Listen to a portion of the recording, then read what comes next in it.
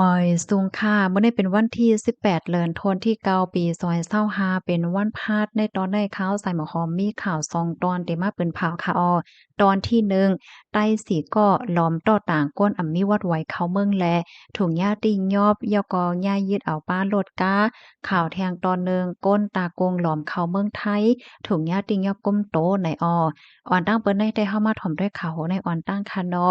ก้นใต้สีก็ล้อมต่อต่างก้นอ่ำมีวัดไว้เข้าเมืองแลถุงยาติงยับก้มโตในค่ะเมื่อวันที่17เดือนธันวาคมที่9ปี2025ข้าวยามกลางในเจ้า3โมงไป10มินิตเมื่อพ้องดีภูมิพลพ่อนเขาเอาห่มลมไว้อยู่ดีเนอตั้งลงหนองบัวเจดอนนครสวรรค์นั่นไลโฮบทบหันกาอันหลีทางเถิมมาสิจังไลย้อนต้วยย้อนกดทัดต้วยเนี่ยค่ะเสียวก็เพราะว่ากดทัดต้วยเนี่ยก็ไลคู่ว่ากาเจ้าไหนเป็นก้าดีอันหลวมต่อต่างก้นอ่ำมีวัดไหวเข้าเมืองเนี่ยค่ะอ้อก้นฮอก้าและก้นหนังมาจอมกาในทั้งหมดก็ได้มีอยู่4ก้อเนี่ยค่ะหนึ่งในจื้อห้องว่าจ้ายสุริยะอายุไล34ปีอยู่ดีเส้นทางเมืองสมุทรช่างม้อยเจเวงเมืองเจดอนเก้งใหม่2จื้อห้องว่าจ้ายกองค่ำอายุไล28ปีอยู่ดีหมู่ที่13นองหานเจเว้งสันทรายเจดอนเก้งใหม่3จื้อห้องว่าจ้ายหม่องอายุแล36ปีอยู่ดีสันโป่งเจเว้งแมริมเจดอนเก้งใหม่เทียงก้อนึงซ้ำจื้อห้องว่าจ้ายโจลุงวุ้นอายุไล43ปีอยู่ดีเป้งหลงเจเว้งเว้งแหงเจดอนเก้งใหม่ในอ้อ เจอเขาได้กอถุงยาติงยับกุมโตก็เปว่าหลอมต่างก้นมีวัดไว้เข้าเมืองว่าเฮ็ดจังไดค่ะเหลือเซนั่นก็ยึดเอาป้าโลดกาเตมีกาแหวนโลดเก๋งมิกหมาย Toyota Yaris Active สีม่นยกอ Toyota Revo สีขาวเที่ยงลำหนึ่งก็เป็น Toyota Revo สีขาวเหลือสีนั่นก็ยึดเอาป้าโฟนสีเคิงเลยค่ะอ้อ ไล่ต้องไล่ถามจ้ายสุริยะอายุ34ปีลาดในว่าเมื่อวันที่16เดือนธันวาคมปี2025นั่นไล่รับฝนไล่อบโอ้กันดังจ้ายยะหว่าหลิงไหนเนาะจ้ายยะหว่าหลิงค่ะสืบฝนมาหามันจ้ายเหี่ยวก็ลาดว่าให้มันจ้ายในเป็นก้นฮอรถเก๋ง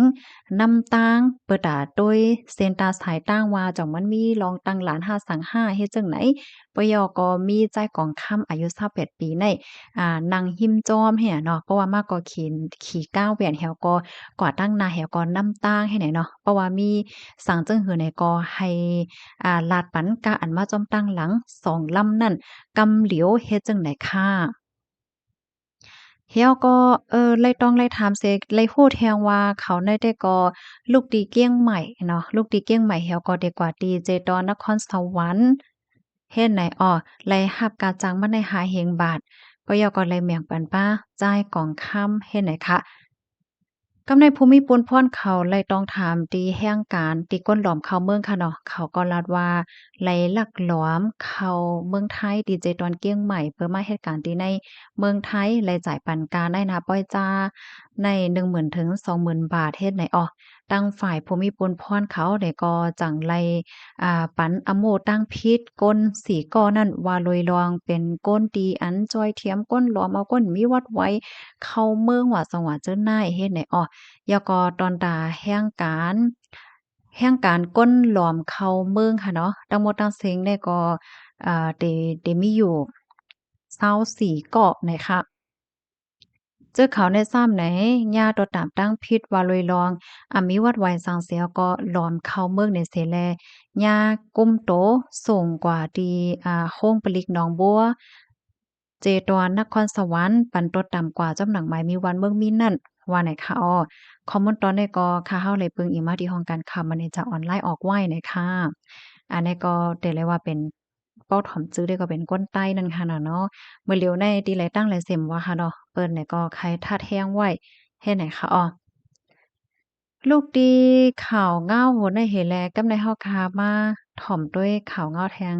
โหนหนึ่งค่ะอันนี้ก็เป็นก้นหลอมเข้าเมืองเหมือนกันยาวเขาเนี่ยอันนี้จะเป็นก้นตากงค่ะ ภูมิพลพรเขาค่ะกดท่าติงยอบไหล่ก้นหลอมเขาเมือง52 ก็เฮ็ดไหนอ้อปยกก3ลำค่ะเมื่อวันที่16เดือนธันวาคมที่เก้าปี2025นั่นไหนตั้งฝ่ายภูมิปนพรฝ่ายซึกไล่ข่มกันไล่ข่มกันหลายปานหลายฝ่ายค่ะเนาะเอาข่มลมไว้อยู่นั่นไหนก็ไล่โคบทบหันก้นหลอมเข้าเมืองค่ะอ้อเมื่อพ้องดีเจ้าหน้าที่เขาเอาข่มลมไว้อยู่ดีหิมเส้นตั้งหมาย323อันมีไว้อยู่หิมจังหวัดอู่ล่อง ท่าขนุนเจอเว้งท่องผาพุ่มนั่นไลฟังสติหันแมนก้าอันเดทางเถิม3ลำกึดไว้อยู่ปยก็มีก้นเหเฮ็ดไหนคะเนาะพอมีปนพ่อนเขาไหนก็กวาดต้วยนั่นค่ะน่ะเพราะว่ากวาดต้วยเนี่ยก็ก้นฮอก้านั่นเขาก็แล่นปายเข้ากวาดที่ในป่าหิมห้อมนั่นเฮ็ดจั่งใดกำไดไลต้องไล่ถามลองตั้งไล่โหย่อยเยี่ยมมันเหี่ยวก็ภูมิปนพ่อนเขาโฮบทบหันก้นหลอมเขาเมืองเป็นก้นเมืองห่มตุ่มยามหมาใน52เกาะเป็นผู้ชาย31เกาะผู้หญิง21เกาะค่ะเจอเขาในก็มีวัดไหว้สังสื่อสารตั้งภาษาไทยก็ไลเฮ็ดแหน่เนาะ กับในอันก็เลยกับสืบกับสานตั้งก้นปิ่นภาษาค่ะเลยต้องเลยถามเสก็เลยฮู้ว่าก้นหลอมเขาเมืองทั้งหมดทั้งเสียงได้ลูกมาตีเว้งลงตากรุงลักหลอมเขามาตั้งเส้นตั้งสภาวะหิมห้อมวานบ่ญี่ปุ่นเจเว้งสังขละบุรีเสียวก็มีก้นมาหับนั่นน่ะเนาะเข้ามาตีในโตเมืองเสก้อยกะว่าตั้นถึงไรตีเยี่ยงหมายค่ะเนาะถงญาติเงียบเสียก่อนเจอเขาได้ก็มีเยี่ยงอ้านเด็กกว่าดี เจดอนพระนครศรีอยุธยาและเจดอนสุราษฎร์ธานีไหนอ้อแห่งการเข้าลาดวานรายจ่ายปันการได้นาป้อยจ้าในหนึ่งก็หลาย15,000ดอกถึง18,000เฮ็ดไหนคะอ้อตั้งฝ่ายภูมิปนพรก็ติ้งยอบโตเจอเขาตั้งเสียงตั้งหมดโฮมป้าถึงยึดเอาก้าสอก้าใน3ลำนะส่งกว่าที่ห้องปลีกท่องผาพุ่มปันรถต่ำกว่าจำหนังหมายมีวันเมืองมีนั่นค่ะคอมเมนต์ในคาเลปีมาที่ห้องการข่าว Daily News ออกไว้นะคะอ้อในก็ข่าวเงา2ตอนเป็นข่าวเกี่ยวกับลองก้นหลอมเข้าเมืองตั้ง2ตอนให้ไหนคะนะเมื่อแต่มันไหนค่ะก็ยังวนอยู่ว่าตั้งปอตอนเกี้ยงใหม่เกี้ยงไฮ้เนี่ยแต่มีโลงเฮ็ดแหน่เนาะเมื่อได้ก็เลยยินยาวให้ไหนค่ะนะเมื่อกาก่อนป่นมาได้ก็สู้แลยินค่ะเนาะอ๋อค่ะยินจมพี่น้องค่ะกูก็กูก้นค่ะที่รับถ่อมพันแอนปันแห้งไหนค่ะเนาะรับถ่อมยาวใครปันตั้งหันถึงนั้นก็เพิ่มเติมข้อมูลในตอนรายการปล่อยเสียงเฮาค่ะแล้วจังได๋ก็ต้องถามมาเลยอยู่ค่ะเนาะสอนเจ้าหนังว่าข้อไหนตอนไหนที่มันแตกแรงแล้วจังได๋ก็อ่าต้องถามมาเลยค่ะนะยินจมค่ะอ้อเหมยสงค่ะ